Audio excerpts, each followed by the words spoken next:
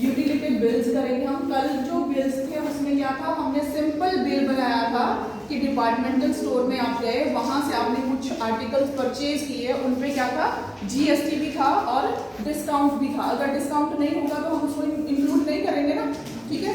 Plus उसमें जो total amount बनता है आपका इंक्लूडिंग जीएसटी, अगर शिपिंग चार्जेस हैं तो वो डायरेक्ट ऐड होते हैं, मंगवाते हो ना ऑनलाइन चीजें, ठीक है, उसमें टोटल बिल बन जाता है जब इंक्लूडिंग जीएसटी। सपोज उसमें शिपिंग चार्जेस आपको 120 है, तो जो भी आपका टोटल बिल होगा उसमें वो ऐड होंगे, क्लियर। उसके बाद आती है बात यूटिलिटी बिल्स की। ये बिल्स कौन से हैं जो आपको देने ही पड़ते हैं मंथली या आफ्टर 2 मंथ्स या आफ्टर 3 मंथ्स। जैसे आपने घर पे बिजली के पॉइंट से आपके है ना इलेक्ट्रिसिटी बिल है, वो आपको देना ही है। बाकी आप शॉपिंग मॉल में जाके शॉपिंग करो या ना करो, वो आपके डेली रूटीन के बिल्स नहीं हैं जो कंपल्सरी आपको पे करने होते हैं। कौन कौन से बिल्स होते हैं? वाटर एंड सीवेज, वाटर का बिल होता है, सीवेज का बिल होता है और इलेक्ट्रिसिटी बिल होता है, टेलीफोन्स का बिल होता है, ठीक है। ये सारे बिल किसमें आते हैं? Under utility bills, clear. अब इसमें क्या क्या टर्म्स हैं यूटिलिटी बिल्स में जो आपको फेस करनी पड़ेगी। अब एक तो है टर्म सिंपल बिल्स और दूसरी होती है इनवॉइस, ठीक है। पता है किसी को इसके बारे में? दोनों बिल्स ही हैं, जनरली जो लेमैन है उसके लिए दोनों बिल्स ही हैं, ये भी बिल है और ये भी बिल है। दोनों में डिफरेंस क्या है? इसमें बिल कौन सा है जो पहले आपके पास बिल आ जाता है टोटल और आपने उसको पे करना है। जैसे आप शॉपिंग कॉम्प्लेक्स में जाते हो, वहां पे जो बिल है उसी टाइम आपको पे करना होता है, ठीक है। जितना पे किया वो आपको एक स्लिप पे लिख के दे देते हैं कि आपने इतना पे किया इंक्लूडिंग जीएसटी, क्लियर। तो वो हो गया आपका सिंपल बिल। दूसरा बिल कौन सा है? जो आपने पहले पे नहीं किया, जो अकॉर्डिंग टू कंजम्पशन जो आपने यूटिलाइज किए हैं उसके बिल सिस्टम को। सपोज पावर सप्लाई है, आपने जितना यूटिलाइज किया है उसको, उसके अकॉर्डिंग वो आपके बिल्स बना देते हैं कि मंथली आपको इतना देना है according to the consumption of units, clear. उसमें क्या होता है, इसमें पेमेंट पहले नहीं होती, पेमेंट जब आपके पास बिल आता है उसके बाद आप उसको पे करते हो। इज दैट ऐसे ही है ना? ऐसे तो नहीं है कि पहले उसी टाइम पे करना है कि आपका बिल आ गया और आपने उसी टाइम पे करना है। आपको एक ड्यू डेट गिवन होती है कि इस दिन आपने इसको पे करना। अगर नहीं पे करते हो तो उस पर एक्स्ट्रा चार्जेस पड़ते हैं, फाइन पड़ता है, क्लियर। इतने टाइम में दे देते हो तो इतना है, इतने टाइम में देते हो तो इतना एक्स्ट्रा देना पड़ेगा। तो वो वाले क्या होते हैं? इनवॉइस। Is that clear? ठीक है। उसके बाद आपके पास कौन सा बिल है, हम जो मेन डिस्कस कर रहे हैं, electricity bill.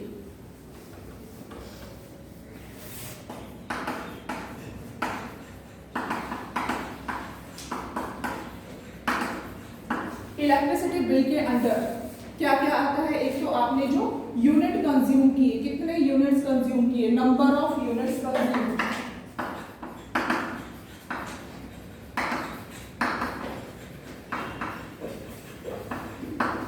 Number of units consume कैसे निकालते हैं? मीटर रीडिंग होती है, ठीक है। जो ओल्ड रीडिंग है और करंट रीडिंग दोनों को सबट्रैक्ट करते हैं। सपोज आपकी मीटर रीडिंग है 1562, क्लियर। और जो पिछला बिल आपने पे किया, you have paid up to 1462, ठीक है।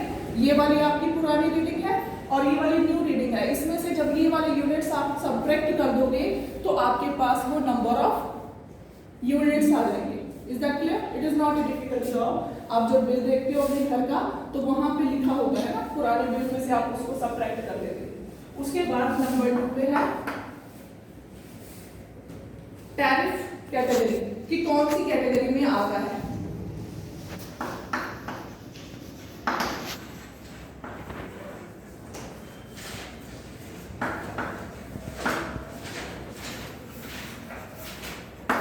ठीक है। जो टैरिफ है उसमें क्या क्या होता है, जो उसके चार्जेस हैं, किस तरह से चार्जेस डिवाइडेड हैं, वो स्टेट टू स्टेट वेरी करते हैं। जैसे पंजाब के लिए ये होंगे, हिमाचल के लिए ये होंगे, वो टेबल अलग से आपको गिवन होगा, उसको आपको याद करने की जरूरत नहीं पड़ती है, क्लियर। कि फर्स्ट इतने यूनिट्स के लिए इतना होगा, सेकंड के लिए इतना होगा। अब इसमें भी कितनी तरह के होंगे चार्जेस? 2 तरह, 2 तरह। First one is fixed charges, second is variable charges. जो फिक्स्ड चार्जेस हैं वो परमानेंटली आपको उतना पे करना ही करना है, वो यूनिट्स पे डिपेंड नहीं करता कि अगर इतने कंज्यूम करते हो तो ये है, लेकिन एक टेबल होता है उसके अकॉर्डिंग आपने फॉलो करना। जब हम क्वेश्चंस करेंगे it will become more clear. इसमें दो तरह की कैटेगरीज होती है। उसके बाद नंबर 3, अब ये दो हो गए, दो आपके पास, एक यूनिट कितने कंज्यूम हुए और दूसरा टैरिफ। जो वहां पे कैटेगरी कौन सी है, किस कैटेगरी में आते हो आप, फर्स्ट 200 यूनिट्स कंज्यूम कर रहे हो या 500 अबव कर रहे हो, वो अलग अलग रेट उसके अकॉर्डिंग डिवाइडेड होते हैं। देन नंबर 3 पे आता है फिक्स्ड चार्जेस।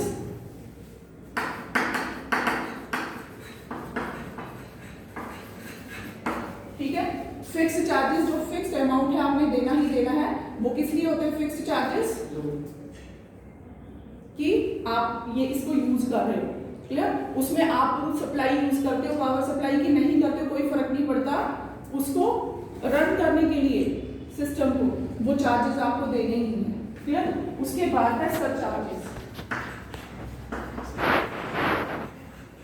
सरचार्जेस क्या होते हैं, जो आप पे करते हो अमाउंट, उस पे एक्स्ट्रा चार्जेस, जो एडिशनल चार्जेस हम पे करते हैं उसको बोलते हैं सरचार्जेस। क्लियर, उसके बाद होता है एनर्जी टैक्स।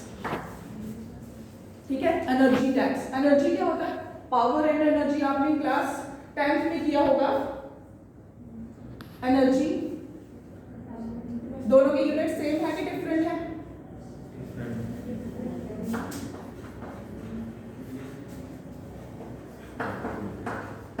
एनर्जी टैक्स, इसको हम डिस्कस करेंगे एनर्जी टैक्स क्या होता है।